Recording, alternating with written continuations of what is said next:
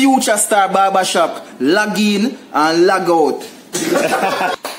Yes, so welcome to another episode of Barbershop Talk. I'm your host Seven, and this is Bala. Yes, Shot.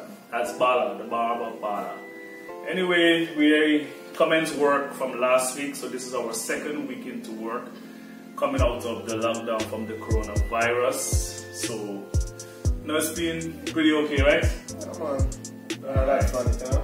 Yeah, stick up my use your male voice so that people can hear you. I was speaking of but I use my male voice, so this English accent, you know? Yes. Anyway, so as you guys noticed, 2020 has been a very interesting year so far. You know, we had the coronavirus, now we have all this big, COVID. I forgot about COVID already. Sorry to say. I think we were distracted by the coronavirus, and also this big issue that happened in the United States right now, where the cop killed, that's George Floyd. George Floyd, yeah. Yeah, you know, that, you know, we were not expecting something like this to come out. You know, seeing that we were all in lockdown and now going back out, getting a little freedom, and then from police to go and kill an innocent person just like that. So that basically took us by surprise.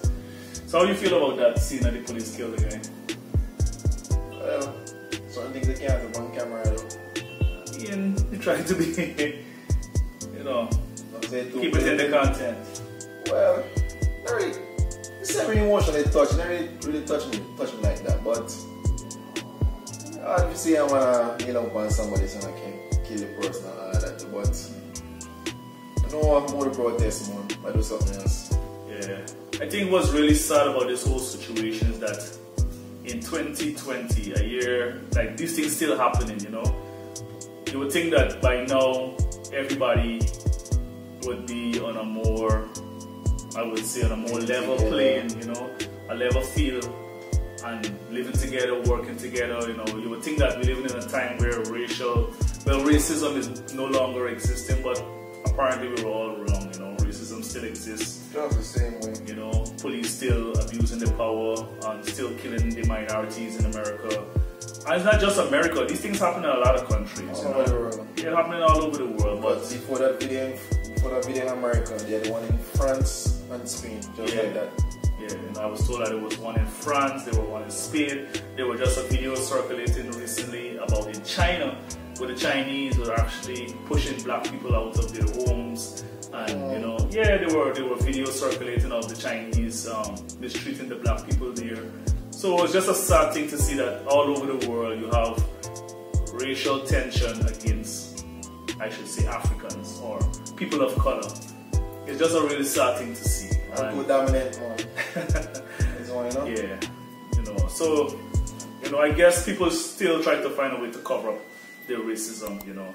But it's pretty much alive, you know. They can't hide it. It's there. I just wish that, you know, I thought we were out of that stage and we were looking for a brighter future where everybody can be treated equally and not based on the religion or the race or whatever belief, you know. But apparently it was all a lie. Yeah, it was a sham. Yeah, it was a sham. But the thing that have me wondering also, you know, they said that there's a coronavirus. America is leading with the most cases with the coronavirus. They have the most deaths with the coronavirus. But yet still, there is a large crowd of people, you know, protesting together. It's like the coronavirus doesn't exist anymore. Like, what happened to the coronavirus? Like, everybody forgot about the coronavirus. You know, I would think, based on the large crowd of people they have marching, fighting, that the coronavirus cases should go up and the death toll should go up as well. Isn't that true? If there is a coronavirus out there. But to me, it looks like a sham to me. Well, I guess we just have to wait and see if the death toll will increase, if the number of cases will increase, because apparently everybody forgot about that. People are in the streets, they're looting the stores, they're looking for shoes, TVs, whatever things they can get their hands on. You understand? Even detergents.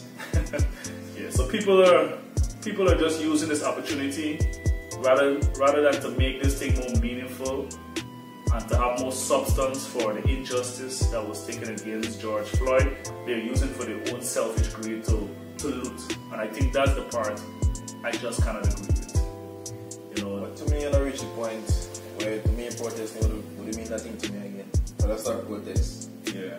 How long are they protesting right now? Maybe 200 years, 400 years? Yeah, it's a long time black people have been protesting. And no for change. rights, and no change. You know, it's like it feels like every month or every week, you know, a person of color is being treated wrongfully, is being killed by the police, and nothing comes out of it.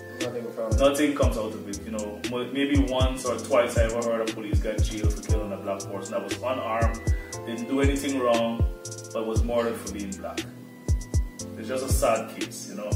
So this is the views from the barber's perspective. This is Barbershop Talk. We're just basically giving our opinion on what we think of the situations happening right now. It's just a sad thing to see. So if you must start protest, listen.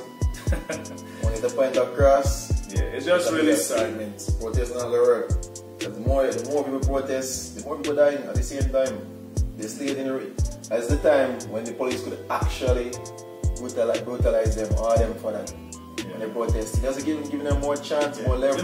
You know, one of the things that really upsets me about this whole situation is that if a Muslim or somebody of some other culture did something like this to an American, you know, they would have blasted this all over the media.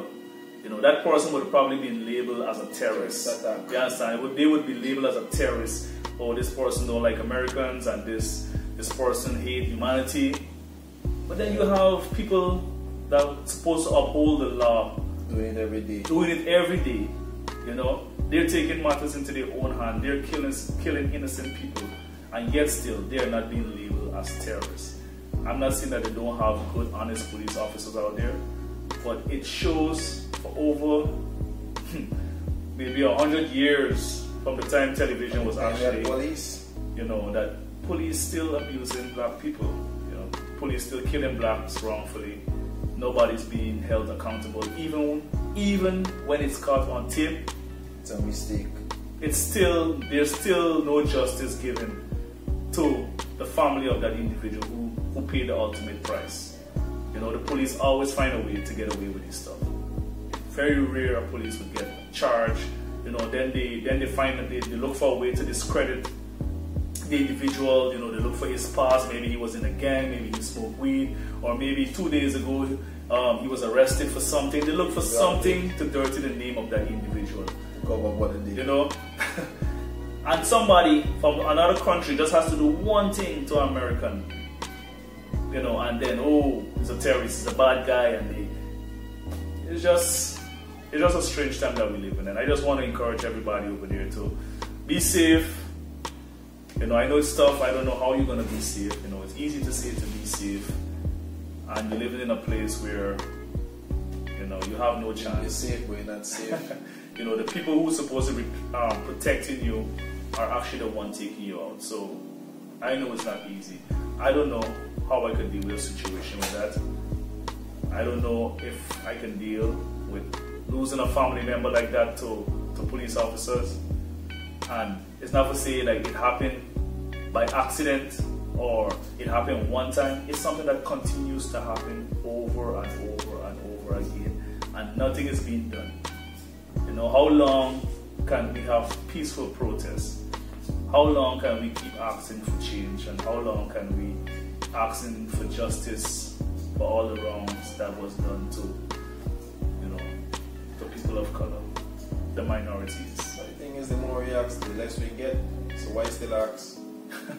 Well, we still gotta look for a peaceful solution. That's just the answer. We have to look for a peaceful solution. Alright, so I guess people are using this opportunity to protest, hoping for change. But this has happened so many times before, and it has never changed. Exactly. It's kind of sad. So I don't know what the future holds, but let's just try to be optimistic and hope for a better day, and hope that change probably will come. Rappers are always singing about it. You know, a lot of us judge rappers when they sing about, you know, F the police and police doing this. And the thing about it, they're always making movies. They have so many movies highlighting racial profiling, you know, racism, you know.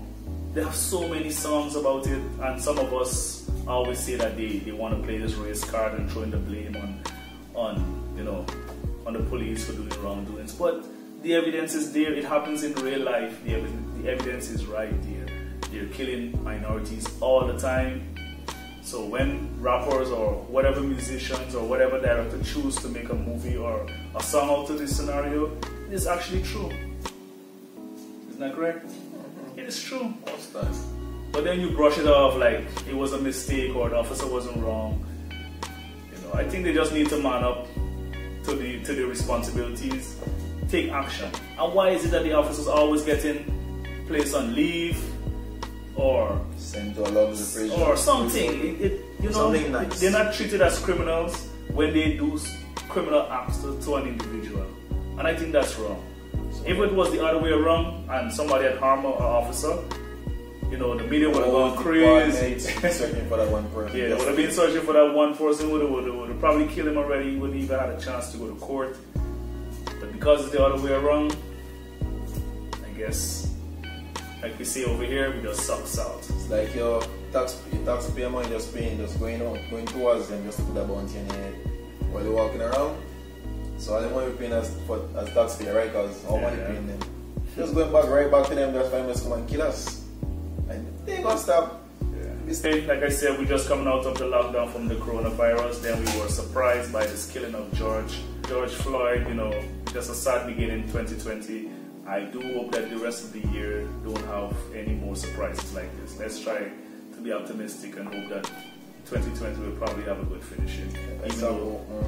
Even though it didn't start off good. Alright, so don't forget to subscribe, comment and like. Alright, stay tuned for more topic from Barbershop Talk.